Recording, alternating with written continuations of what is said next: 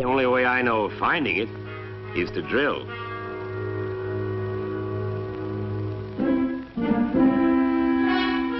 Right now in Scurry County, Texas, a producing company is getting ready to do just that, drill a well. They're moving their rig into a territory where they know oil has already been found, but that's no guarantee that this particular well will come in. They still have to gamble equipment, supplies, men, and time, just on the chance of striking oil. Today, as men drill deeper and deeper to find the porous, oil-filled rock, a single well can cost up to $1 million.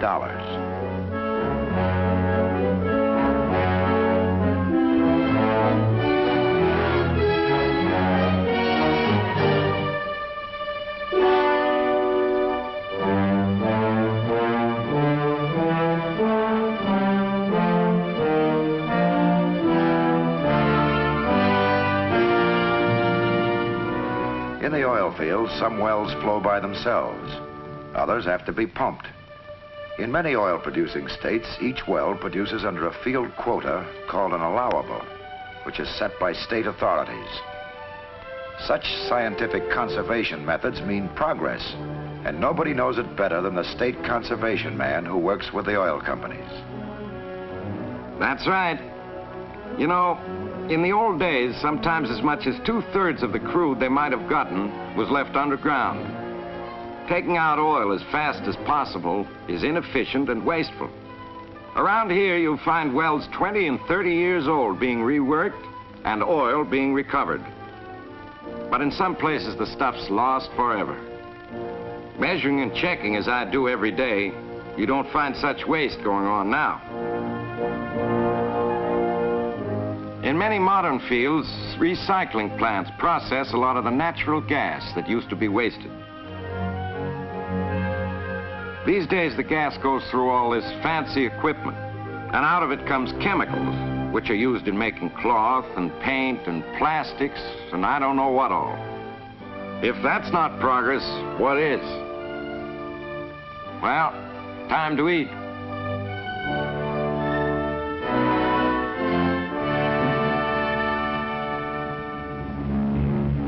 It's mealtime in the air, too. The airline passengers settling lunch trays in their laps can look down on the very farms that feed them.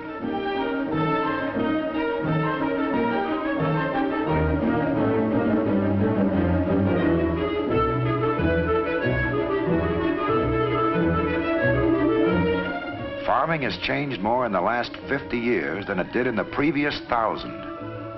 A farmer today can work 5 times the land his father worked and still have time for leisure that his father never knew.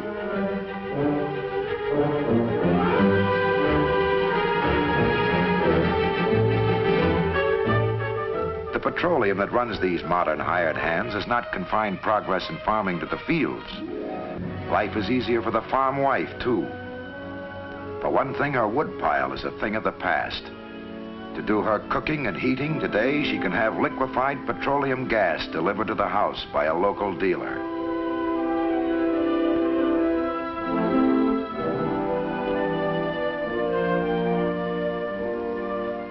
Petroleum does still other jobs that farmers would once have thought were miracles. Petroleum derivatives kill insects and plant diseases, speed the ripening of fruit, and preserve it on the way to market. Today, a farmer can fight the odds of nature instead of giving in to them.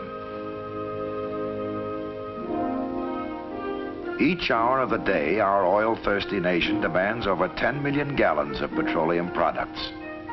Between these and the raw material from which they come, there has to be a factory. The refinery is that factory.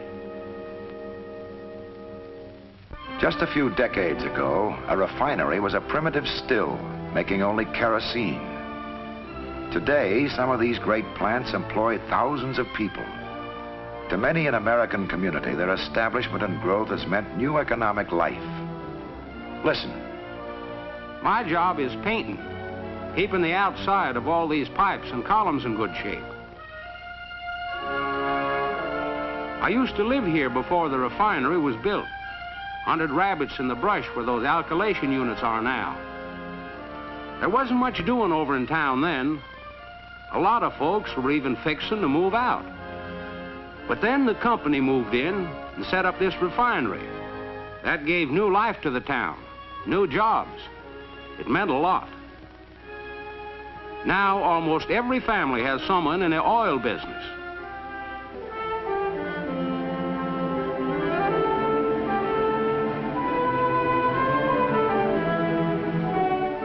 You know, every day a lot of oil products move out of here. All the time I'm at work, there's one jobber's truck after another coming in to get filled up.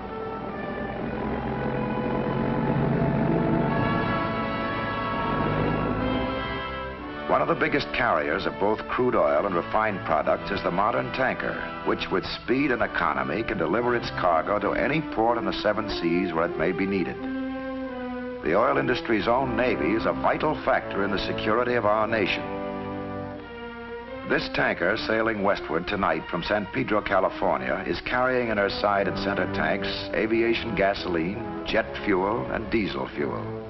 Some 5 million gallons in all.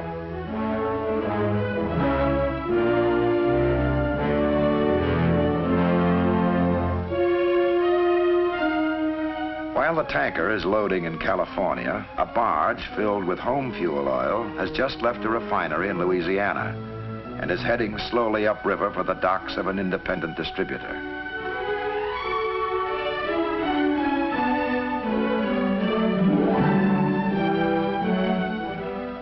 And at the same time, in the port of New York, the SS America is taking on over 800,000 gallons of bunker fuel.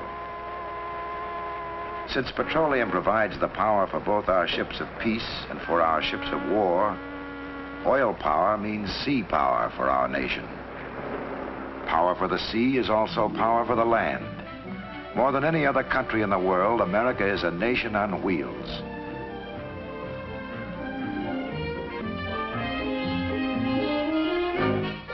The automobile and the power behind it have been major factors in the growth of our country. We can drive anywhere we want to, at any time, for any reason, including fun. Out of the city into the country, down to the sea if we're inland, to the mountains if we live on the coast. To meet the demands of our over 36 million cars, oil canning plants also work around the clock.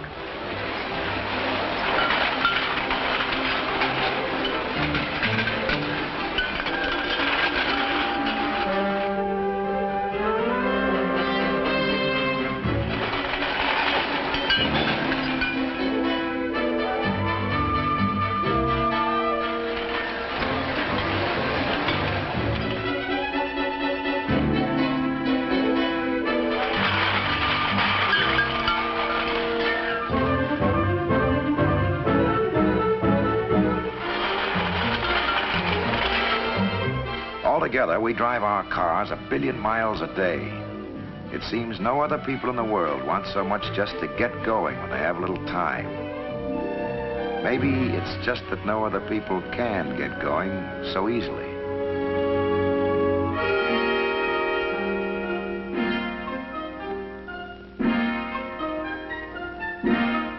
Every hour of the day finds oil men trying to make petroleum do more for us.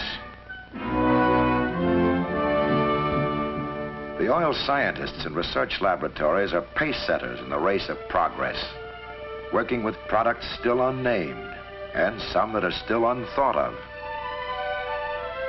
With each new development of our inventive age, be it peaceful or otherwise, the petroleum industry is faced with a host of new problems. Our thousands of competing oil companies invest over $100 million every year in research. Each company's objective is the same: discover a new product, perfect it, and put it in production before the others do. They start with competition. What they create is progress. With the switch to another brand of gasoline, or with the purchase of a new detergent made from an oil byproduct, a company has lost a customer. Another company has gained a customer. It's as simple as that. What it comes down to is that the oil industry has to please Mrs. Martin and millions just like her. Already today, she's used some 87 petroleum products. including the plastic bacon wrapper and the wax of the milk carton. She'll top 100 before the day is over.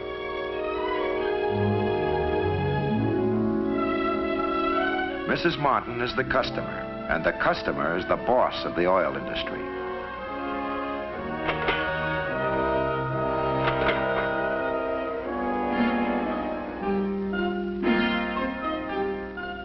This Tuesday's daylight is almost gone.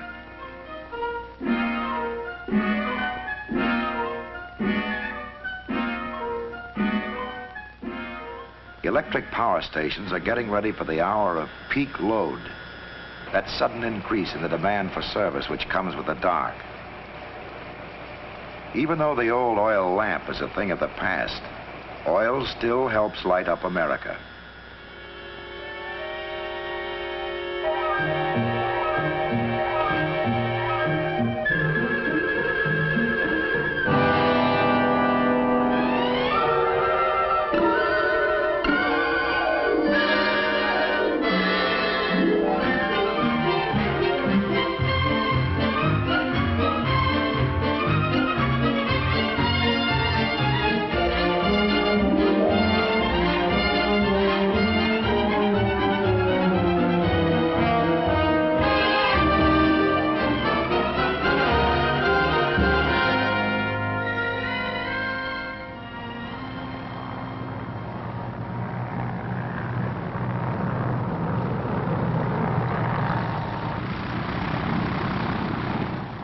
The air travelers from the west have crossed a whole continent since morning.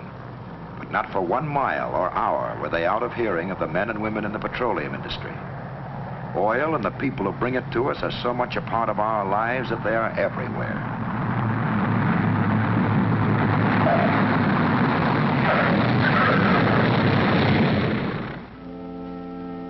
Our Tuesday is ending and the country goes to bed. But everyone is not asleep. The traffic in front of Ed Felix's isn't very heavy now, but there's still someone on duty to give you service. At the refinery, the night shift has taken over on the stills and fractionating columns.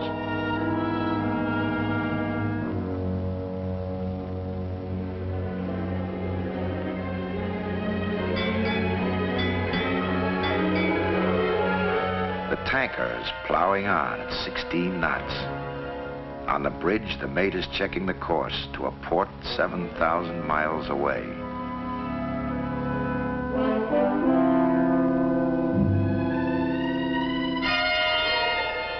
At the well in the Gulf of Mexico, the drilling bit chewing at the rock beneath the bayou is 100 feet closer to oil than it was last night.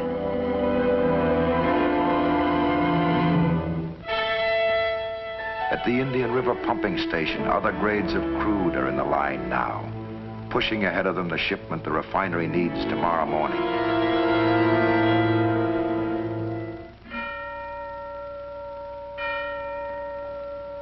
It's midnight again. Tuesday has waned and is gone. The pump does not know when midnight comes. Days are the same to it. It pumps from Tuesday into Wednesday without a halt. Each day, every day, it brings us another 24 hours of progress. Building our nation, guarding its security, assuring the future of America.